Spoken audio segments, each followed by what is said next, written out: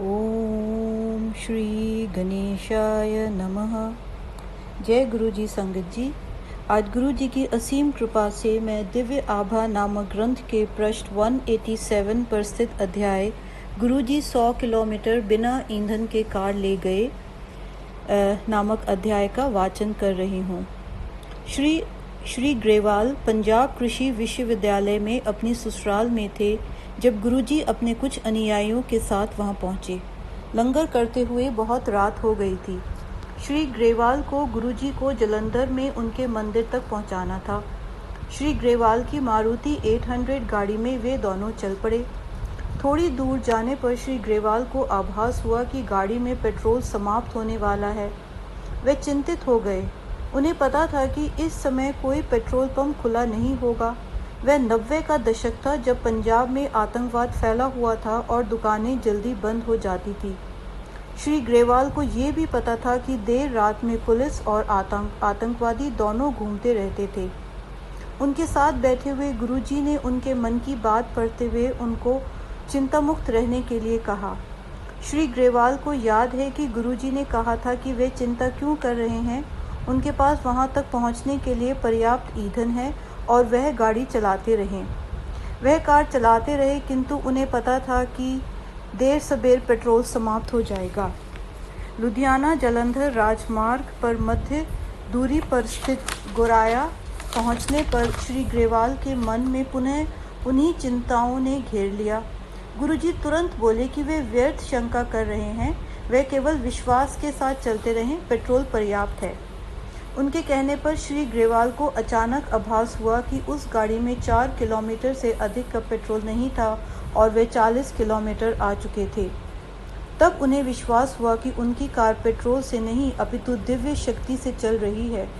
शीघ्र ही वे जलंधर में गुरुजी के मंदिर पर पहुंच गए। गुरुजी जब उतरे तो उन्होंने कहा कि वह गाड़ी को बिना पेट्रोल के ले आए हैं। प्रातः होते ही वह पेट्रोल भरवा ले, उसके बाद कार बिना पेट्रोल के नहीं चलेगी। श्री ग्रेवाल कहते हैं कि दिव्य ऊर्जा के इस अद्भुत अनुभव के पश्चात उन्होंने अपने आप को गुरुजी को समर्पित कर दिया। उन्हें विश्वास हो गया था कि गुरुजी कोई साधारण पंडित या संत न होके अति असाधारण हैं। वास्तव में वे सतगुरु हैं। 60 वर्ष उपरांत राजस्थान के कूप में जल भरा। गुरुजी की दया अपरंपार है। वे करुणा के अपार सागर हैं जिसकी कोई समानता नहीं की जा सकती। जयपुर में लाखों ने गुरुजी का आशीर्वाद प्राप्त किया था। 1994 में गुरुजी वहां गए थे और ब्रिगेडियर अब सेवानिवृत्त जनरल मोहन सिंह के यहाँ महीने भर तक रहे थे। उनके दर्शन के लिए सैकड़ों लोग आते थे। दर्शनार्थी राजस्थान में पृथक पृथक ग्रामों से अपनी पत्नियों, बच्चों आदि के साथ बैलगाड़ियों, तांगों और अन्य नाना प्रकार की सवारियों में अपनी समस्याओं और चिंताओं को लेकर आए थे। गुरुजी अपनी संवेदनशील दृष्टि, ताम्र लोटे इत्यादि से उनको आशीष देते रहे। उनके अनुयायी, जिनमें श्री ग्रेवाल भी थे, दुभाषी का काम कर रहे थे। उनको याद है कि जिस प्रकार से एक पंचायत के सदस्य ने उनके पास आकर विनती करी कि क्या गुरुजी उनके गांव में पिछले 60 वर्ष से एक सूखे कुएं में फिर से जल भर सकते हैं। 3 दिन के बाद उनको विनती का उत्तर प्राप्त हो गया। ग्रामवासी जयपुर की सड़कों पर शोर शराबे के साथ ढोल बजाते हुए और गुरुजी बाबा जल आ गया चिल्लाते हुए आए। गुरुजी ने आनंदित ग्रामवासियों को कभी भी उसका जल न बेचने का निर्देश दिया। अन्य सभी दर्शनार्थी भी लाभान्वित हुए, भले ही वे रोग या मानसिक चिंता से ग्रस्त हों या फिर पारिवारिक समस्या हो। केवल आम जनता को ही लाभ नहीं मिला। महाराज भवानी सिंह, जो 4 कंधों पर उठाकर लाए गए थे, कुछ ही दिनों के बाद वे स्वस्थ होकर चलने लगे। हीरे और पुष्प। कभी कभी किसी भक्त का मनोरथ होता है कि गुरुजी शिव के अवतार, जो आशुतोष के समान सरलता से प्रसन्न हो जाते हैं, कोई कामना पूर्ण करें। ऐसा ही कुछ श्री ग्रेवाल की पत्नी श्रीमती रिम्पल के साथ हुआ। गुरुजी संगरूर में संगत कर रहे थे। अचानक उन्होंने श्रीमती रिम्पल को अपने पास बुलाया और अपने हाथ में प्रकट हुए 2 हीरे उनको दिए। वह ब्रिटेन की मुद्रा पाउंड में लिपटे हुए थे। आज 12 वर्ष बाद भी उनमें से गुलाब की सुगंध आती है, गुरुजी के होने का प्रमाण। अन्य अवसरों पर भी गुरुजी विशेष कृपा करते हैं। नव वर्ष की पूर्व संध्या पर श्री ग्रेवाल की ससुराल में गुरुजी की संगत हो रही थी। अचानक उनके ससुर पर पुष्पों की पंखुड़ियां बरसने लगीं और कुछ देर तक ऐसे ही बरसती रहीं। 10 मिनट के उपरांत एक अन्य महिला अनुयायी श्रीमती बरदान पर ऐसा ही हुआ। यह चमत्कार भक्तों पर गुरुजी का प्रेम दर्शाते हैं। श्री ग्रेवाल कहते हैं कि गुरुजी अपने भक्त से कोई मांग नहीं करते। वह तो आपके कर्म अपने ऊपर अंतरित कर आपको मुक्त कर देते हैं। वह केवल प्रेम और आस्था चाहते हैं। जीवन की पाठशाला में गुरुजी की कृपा। गुरुजी की संगत में पहली बारी जाने का अवसर मुझे अपने 21वें जन्मदिन पर मिला। मेरे पिता कमांडर शर्मा दर्शन के लिए जाते रहते थे, पर मेरी माँ और मेरी 2 बहनें कभी नहीं गईं। पता नहीं क्यों उस दिन मेरे अंदर गुरुजी के दर्शन करने की अभिलाषा जागृत हुई। मैं सदा से सामान्य छात्रा रही हूँ। 12वीं कक्षा में 64% अंक लेकर मुझे दिल्ली विश्वविद्यालय में के किसी अच्छे महाविद्यालय में प्रवेश नहीं मिला, तो मेरे पिताजी ने मुझे इग्नू के BCA पाठ्यक्रम में प्रवेश दिला दिया। मुझे पता नहीं था कि वहाँ पर BCA और MCA पाठ्यक्रमों में केवल 3% विद्यार्थी पहली बार में उत्तीर्ण हो पाते हैं। गुरु कृपा से सामान्य विद्यार्थी होते हुए भी मैंने न केवल BCA अपितु MCA भी पहले प्रयास में पूरा कर लिया। जैसे ये कम था, मेरा स्नातक अध्ययन भी पूरा किया और स्नाकोत्तर अध्ययन करते हुए 1.5 वर्ष का सॉफ्टवेयर डेवलपमेंट का अनुभव भी प्राप्त किया। यह कौन सोच सकता था कि मेरे जैसी लड़की कैसे इतना एक साथ पढ़ सकती है। गुरुजी की कृपा से ही यह सब करने में मैं समर्थ हुई। शीघ्र ही पूरे परिवार ने गुरुजी के दर्शन के लिए जाना आरंभ कर दिया। MCA करने के उपरांत मुझे एक नई नौकरी की आवश्यकता थी। मेरी परीक्षाओं के बाद हम सब गुरुजी के दर्शन के लिए गए। वहाँ पर मेरी माँ ने गुरुजी से मेरे लिए 10,000 रुपये की नौकरी के लिए प्रार्थना की। मुझे पता नहीं कि माँ ने वह अंक क्यों चुना, परंतु जब मुझे नौकरी मिली तो मुझे 10,000 रुपये का ही वेतन दिया गया। जब मैंने उनसे पूछा कि उन्होंने इतने के लिए ही क्यों प्रार्थना करी, तो उन्होंने उत्तर दिया कि वही अंक उस समय उनके मन में आया था, अतः उन्होंने उतने के लिए ही प्रार्थना करी। दिसंबर 2001 में मेरी परीक्षाएं समाप्त होने के शीघ्र बाद ही 5 जनवरी को मुझे नई नौकरी मिल गई। जब मैं साक्षात्कार के लिए प्रबंधक के समक्ष पहुंची तो उन्हें आभास हुआ कि उस कार्य के लिए मुझमें योग्यता नहीं है। वे इस दुविधा में थे कि योग्यता न होते हुए भी मुझे कैसे बुलाया गया, किंतु उन्होंने मुझे एक अन्य रिक्त पद के लिए प्रश्न पूछे और मुझे वहां नौकरी मिल गई। इसके बाद मैं कुछ दिन तक माँ को छेड़ती रही कि केवल 10,000 के लिए ही क्यों प्रार्थना करी। मेरे 23 वर्ष पूर्ण होने पर मेरे परिवार वालों के मन में आया कि मेरा विवाह कर देना चाहिए। मेरे माता पिता वैवाहिक विज्ञापन देखने लगे। मेरे संबंध के लिए माता पिता को एक परिवार उपयुक्त लगा और उन्होंने सप्ताह अंत में वहां जाने का निर्णय लिया। वहीं से एक और विवरण भी आया था।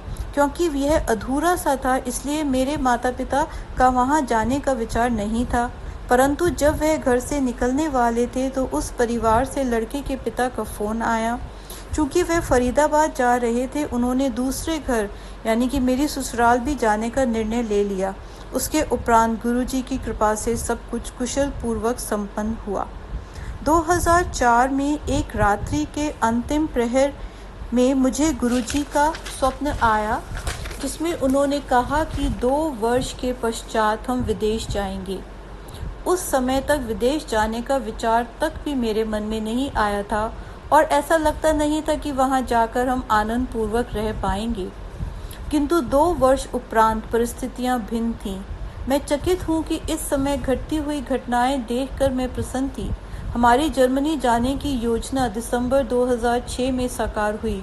गुरुजी के स्वप्न के ठीक 2 वर्ष बाद। इसके अलावा और भी अनेक अनुभव हैं। जर्मनी में नौकरी के लिए मेरा फ़ोन पर साक्षात्कार हो रहा था। यद्यपि वे अच्छा नहीं हुआ था, उसके तुरंत बाद मुझे गुरुजी की विशिष्ट सुगंध आई। संदेश स्पष्ट था, चिंता की कोई आवश्यकता नहीं थी। वे मुझ पर और मेरे प्रियजनों पर अपना स्नेह बनाए हुए थे। पितृ रक्षक गुरुजी। वर्ष 2006 में होली से 2 दिन पूर्व देर रात्रि में अपनी बहन से फ़ोन पर वार्ता होते ही मैं अपने पिता की शैया के पास पहुंचा।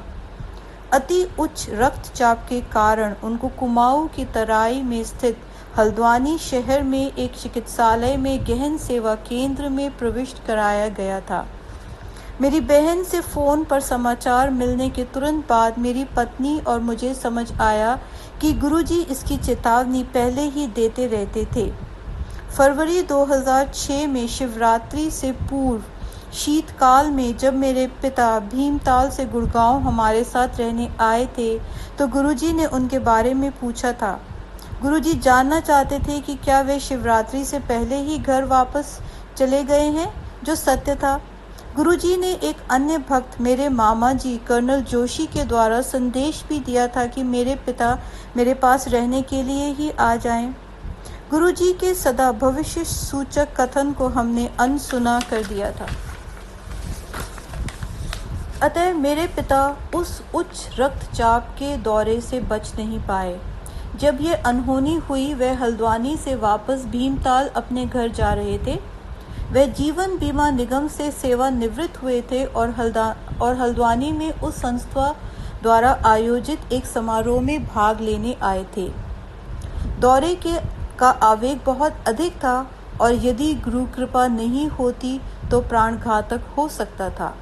रक्तचाप के बढ़ने से मेरे पिता को नक्सीर फूट गई थी और इस प्रकार रक्त धमनियों पर उनका प्रभाव कम हो गया। यदि ऐसा नहीं हुआ होता तो संभवतः घातक हृदय का दौरा पड़ता और पक्षाघात हो जाता। आईसीयू में मुझे पश्चाताप करते हुए पिता मिले। उन्हें गुरुजी का कथन न मानने पर अपनी भूल का आभास हो रहा था, परंतु गुरुजी की ही दया से वह एक रात्रि चिकित्सालय में बिताकर घर आ गए। हल्द्वानी में ही 1 सप्ताह स्वास्थ्य लाभ करने के पश्चात हम सब लोग गुड़गांव आए। वहीं पर स्वास्थ्य लाभ करते हुए मेरे पिता ने मुझे कहा कि गुरुजी उन्हें बड़े मंदिर में कुछ समय व्यतीत करने की आज्ञा दें। मुझे अपने पिता के रक्तचाप की अत्यधिक चिंता थी। वे कम नहीं हो रहा था। यह चिंता व्यर्थ ही थी क्योंकि हम सब गुरुजी की शरण में थे। दयावान रक्षक पिता समान गुरुजी हमारे कष्ट दूर करने में लग गए। सर्वप्रथम उन्होंने मेरे पिता को उनकी अव्यक्त कामना के अनुसार बड़े मंदिर जाने दिया। फिर मेरे पिता को एक ताम्र लोटा लाने को कहा, जिसे अभिमंत्रित कर उन्होंने उसका जल पीने को कहा। मेरे पिता ने गुरुजी की सब बातें मानी। वे मंदिर गए, उन्होंने जल ग्रहण किया और पेट भर कर लंगर भी खाया। यह चिकित्सक के निर्देशों के विपरीत था। उन्हें हल्का लवण रहित भोजन खाना था। निश्चित रूप से गुरुजी का लंगर इस प्रकार का नहीं होता। मेरे पिता को पूर्ण शैया विश्राम का भी निर्देश था, पर वह बड़े मंदिर में बैसाखी समारोह के आयोजन में लगे रहे। गुड़गांव आने के 3 सप्ताह उपरांत हम चमत्कृत हो गए। उस मायावती अभिमंत्रित लोटे से जल ग्रहण करने के कुछ दिन बाद ही उनके स्वास्थ्य में अभूतपूर्व सुधार आया। उनका रक्तचाप भी कम हो गया। गुरुजी के आशीर्वाद से न केवल रक्तचाप कम हुआ, उससे चिकित्सक की दी हुई औषधियां भी व्यर्थ हो गईं। चिकित्सा विज्ञान को पुनः आस्था और विश्वास के रहस्यों का आह्वान किया था। मेरे पिताजी के लिए गुरुजी जीवन रक्षक सिद्ध हुए हैं। मेरी पत्नी और मुझे गुरुजी की दया और कृपा के इतने अधिक सुअवसर प्राप्त हुए हैं कि उनका हृदय से आभार प्रकट करने के लिए हमारे पास शब्द नहीं है। यदि वह अनुमति दे तो हम यह जीवन उनके कमल चरणों में व्यतीत करना चाहेंगे। गुरुजी को सदा हमारा सादर प्रणाम। जय गुरु जी संगत जी। अब हम मंत्र जाप करेंगे। ओम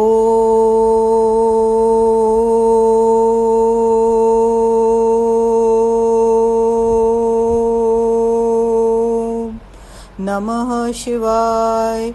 शिवजी सदा सहाय।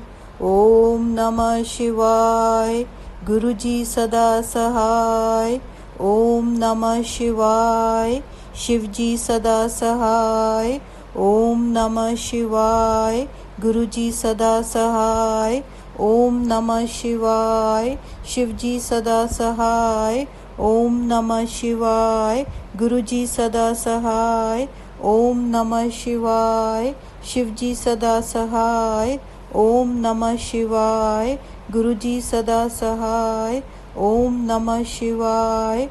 शिवजी सदा सहाय। ओम नमः शिवाय। गुरुजी सदा सहाय। ओम नमः शिवाय। शिवजी सदा सहाय। ओम नमः शिवाय। गुरुजी सदा सहाय। ओम नमः शिवाय। शिवजी सदा सहाय। ओम नमः शिवाय। गुरुजी सदा सहाय। जय गुरु जी संगत जी।